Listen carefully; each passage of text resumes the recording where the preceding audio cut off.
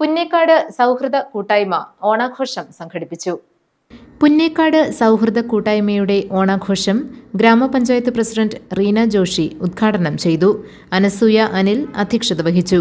Jijo Antony, Alphonsa Saju, Nisha Jeemon, Steffi Ranjith, ആരതി ഷാജി, വിശ്വംഭരൻ കുന്നുംപുറത്ത്, വാമനൻ ചൂരക്കാടൻ, ജീമോൻ പുത്തൻപുരയിൽ, അനിൽ തൈപ്പറമ്പിൽ തുടങ്ങിയവർ പ്രസംഗിച്ചു.